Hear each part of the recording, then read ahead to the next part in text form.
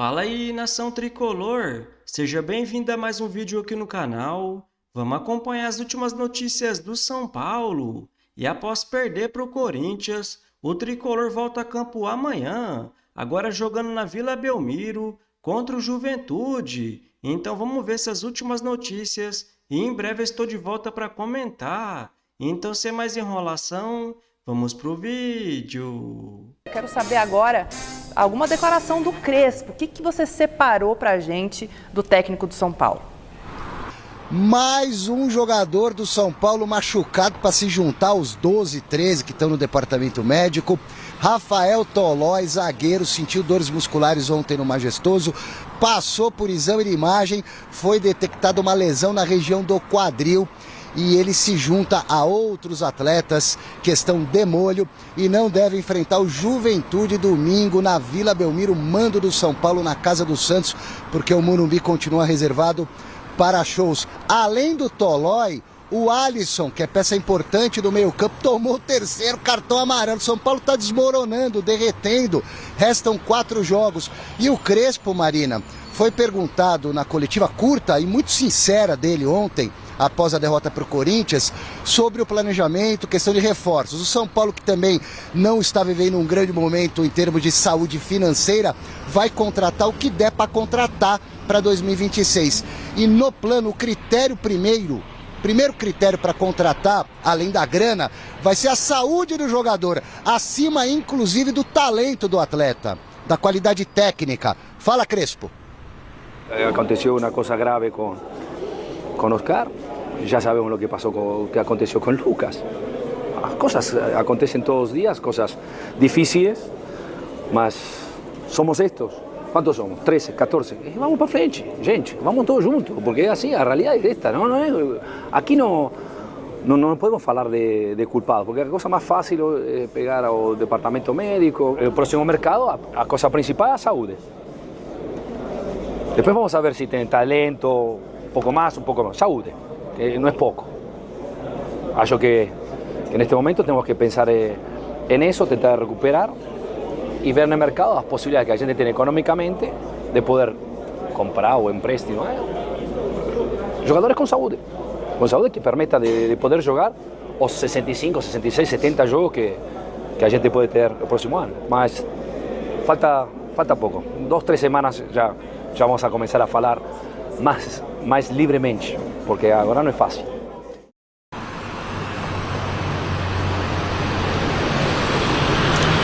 Quem diria, né? O São Paulo tá na pedra ali, ó, no muro. Tricampeão mundial, que já foi o mais saudável dos clubes brasileiros, talvez sul-americanos, em todos os tempos, num determinado momento da história, passando por tantas dificuldades assim. Eu volto já para falar mais desse tricolor paulista que conseguiu uma logística para jogar mais uma vez no ano no Morumbi. Eu conto para vocês daqui a pouquinho. Tá certo, Silver. Obrigada por essas informações. Daqui a pouco você conta pra gente, então. E, gente, é isso. Acho que o Crespo tá rezando mesmo, né? Tá rezando agora, nesse momento, de desespero até do Crespo, né? Assim, jogar... Nossa... E a impressão que me passa, sabe qual é? Que ele tá louco para o ano acabar e mandar embora mais da metade do elenco e tentar formar um novo elenco e sem dinheiro, o que é muito mais difícil. É um desafio muito grande, talvez a base seja mais usada, inclusive, porque não tem jeito, se um clube está com uma dificuldade financeira como está o São Paulo, não consegue contratar, mas ao mesmo tempo tem mais jogador no DM do que em campo, algo não está certo, algo tem que ser feito e de forma urgente para que o ano de 2026 seja melhor que 2025, que é uma porcaria. O ano do São Paulo, em 2025, é para se esquecer.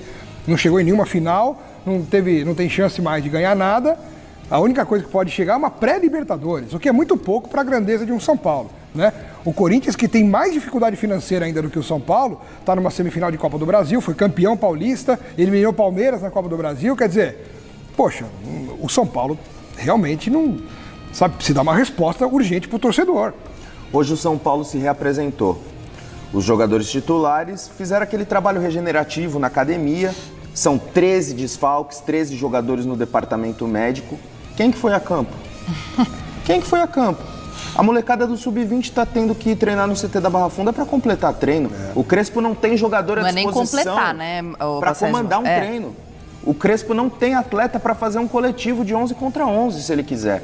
Então a situação está bem complicada para o São Paulo nessa reta final. São 4 jogos, o time completamente desfalcado. Não tem reserva para a zaga, por exemplo, contra o Juventude. O Toló e o Arboleda estão lesionados. O São Paulo joga com 3 zagueiros. São 5 zagueiros no elenco, 2 deles lesionados, os outros 3 vão para o jogo. Não tem zagueiro no banco de reservas, vai ter que improvisar. Não tem lateral esquerdo. Então é esse o São Paulo que ainda briga por uma vaga na Libertadores. Eu vejo com muitas dificuldades esse objetivo ser alcançado nessa reta final, porque de fato, e não tem nem como a gente culpar ou julgar o trabalho do Crespo. Porque Era isso que eu ia falar, não tem como você fazer uma análise, né, Baccelli? Não tem como. É impossível, porque não tem referência, ele não tem jogador. Chega a ser injusto com ele. Sim, chega mesmo. Então o São Paulo perdeu mais 2 jogadores, então, para esse jogo de domingo. Exato. Tolói por lesão no quadril. Já saiu a notícia de que ele realizou o exame de imagem e foi diagnosticada uma lesão no quadril. E o Alisson suspenso por acúmulo de cartões amarelos. Ou seja, realmente vamos ter que ver o que vai acontecer nessa escalação de domingo para esse jogo lá na Vila Belmiro, né, gente?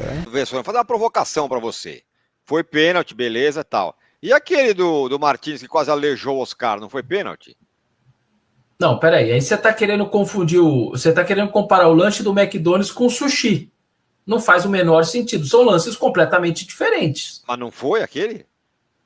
Aquilo é uma cama de gato que acontece... Não é falta. Não é falta. Pode ser falta, pode ser. Então é pênalti, certo. Tá, mas não dá para comparar os lances. Não, eu acho que os times estão iguaizinhos no campeonato. Podia ser o critério de cartões vermelhos que desempata a favor do São Paulo, mas podia também ser o critério de pênaltis marcados, né? O São Paulo tem 16 no ano contra, né? Eu só estou falando de pênaltis porque depois do jogo do Ramon Abate-Abel, o São Paulo teve 6 pênaltis marcados contra, todos duvidosos. Mas tudo bem, nos critérios, porque na verdade se a gente pegar esse ponto da arbitragem, ele explica a mobilização de um e a mobilização de outro. O São Paulo está largado, o São Paulo São Paulo é o café com leite da temporada. A direção do São Paulo largou o São Paulo. Então fazer coisas contra o São Paulo, nem em casa o São Paulo joga, né? Então isso contamina, né? O Corinthians ainda vai disputar um título e tudo mais, pode ganhar a Copa do Brasil e tudo mais, e o Corinthians é acostumado a viver nessa instabilidade institucional a história dele inteira. Então, é essa a circunstância. E aí, aquilo. Um optou por um caminho que não fez bem feito, o São Paulo não está fazendo, e o Corinthians não optou por caminho nenhum de... A perspectiva do São Paulo é sombria para o ano que vem, e o Corinthians a gente não sabe. Pode ser qualquer coisa. Pode ser com o Memphis, pode chegar mais gente, pode ser com o Pogba, se desbloquear o transfer ban. Então, a vida louca, ela também...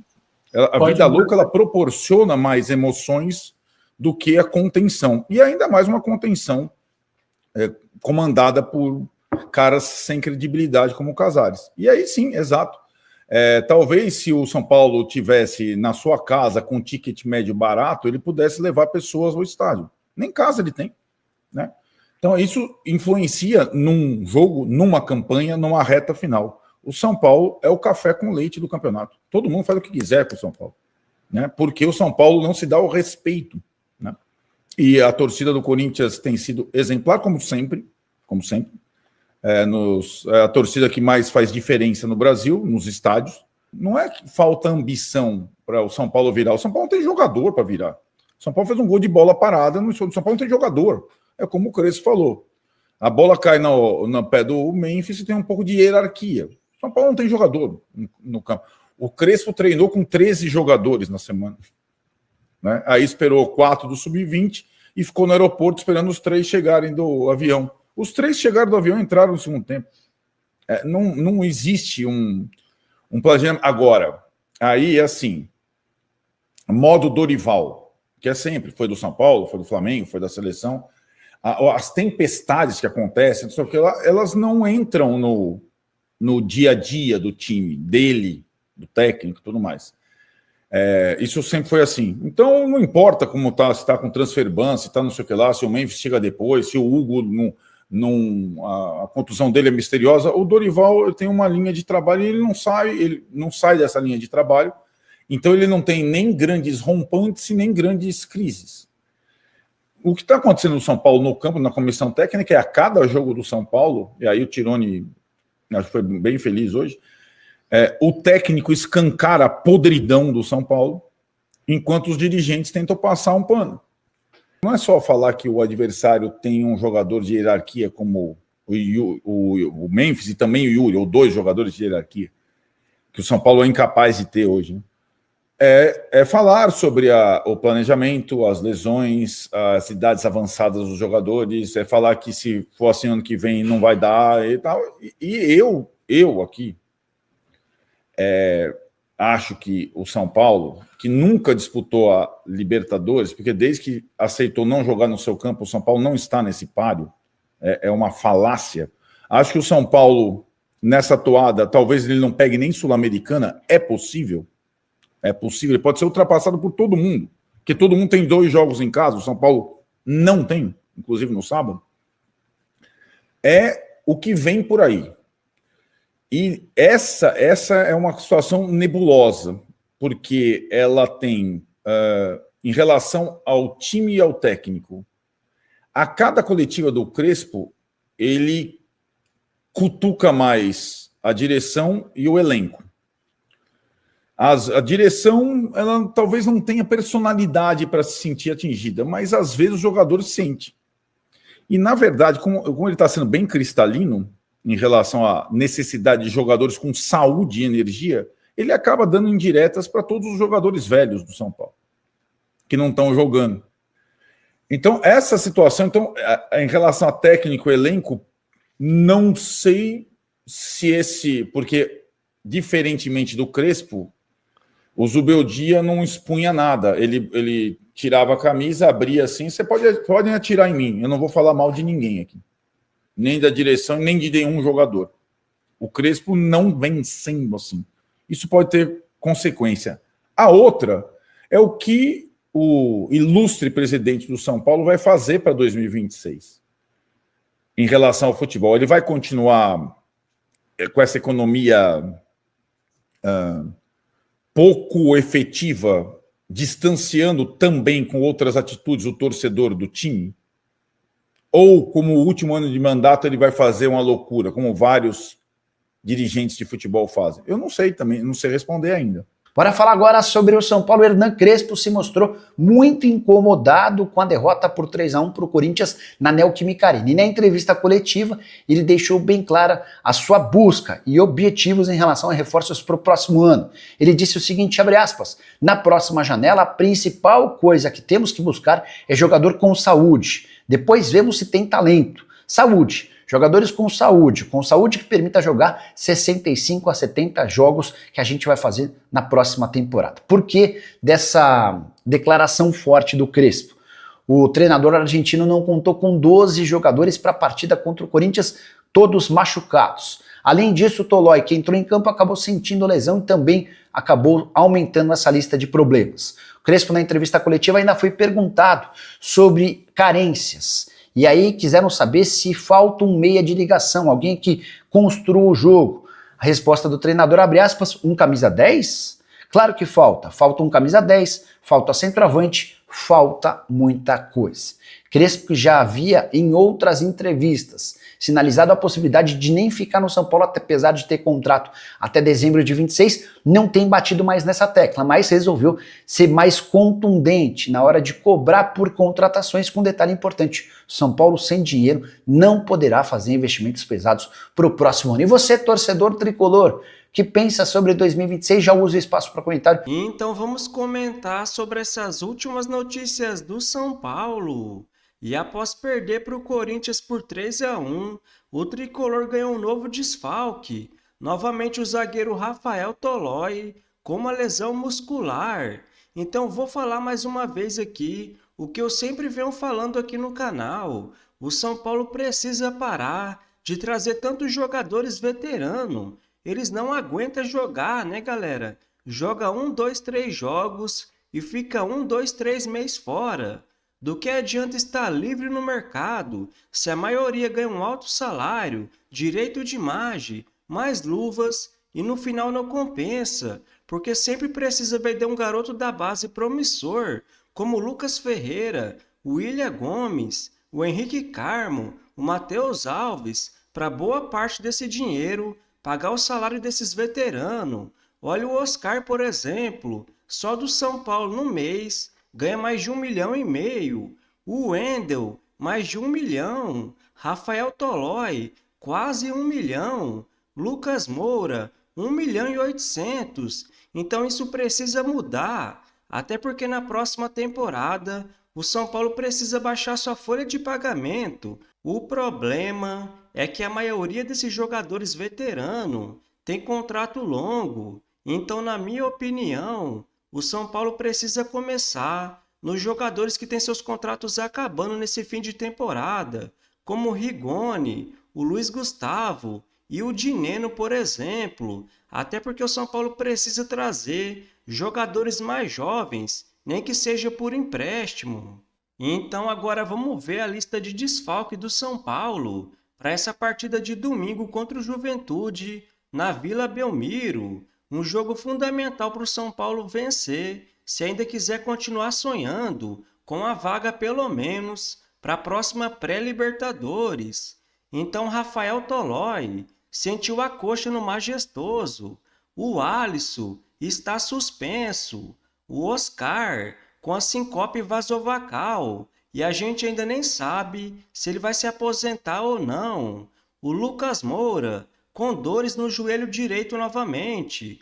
O Arboleda com uma lesão no músculo posterior da coxa esquerda.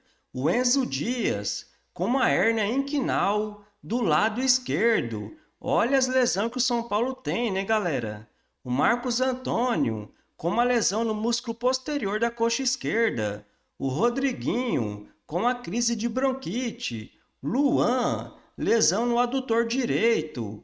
O Wendel, uma ruptura parcial da face plantar do pé esquerdo. Até para falar é difícil, né, galera? O Dineno, uma artroscopia no joelho direito. O Caleri, cirurgia no ligamento cruzado do joelho esquerdo. O Rian Francisco, uma ruptura do ligamento cruzado anterior e lesão no menisco do joelho esquerdo.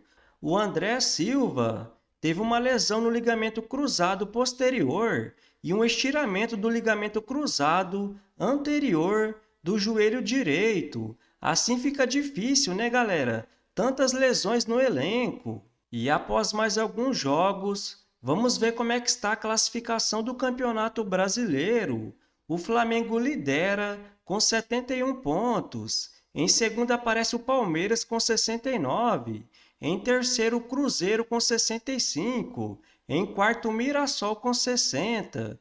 Em quinto, o Botafogo com 55. Em sexto, o Fluminense com 54. Em sétimo, o Bahia com 53. Agora em oitavo, o Bragantino com 45. Em nono, agora tem 2 nonos, né, galera? O Corinthians e o São Paulo, porque os dois têm 34 jogos, 12 vitórias, 9 empate, 13 derrota, até o saldo de gol é igual, -1. Em 11º aparece o Atlético Mineiro com 44 pontos, em 12º o Grêmio com 43, em 13º o Vasco, em 14º o Ceará, os dois com 42 pontos. Em 15º aparece o Internacional com 40. Em 16º o Santos com 37. Abrindo a zona de rebaixamento em 17º, o Vitória com 36 pontos. Em 18º o Fortaleza com 34. Em 19º o Juventude com 33. Em último lugar o Sport com 17 pontos. Então se você curtiu o vídeo, deixa seu like, se inscreva no canal e até a próxima!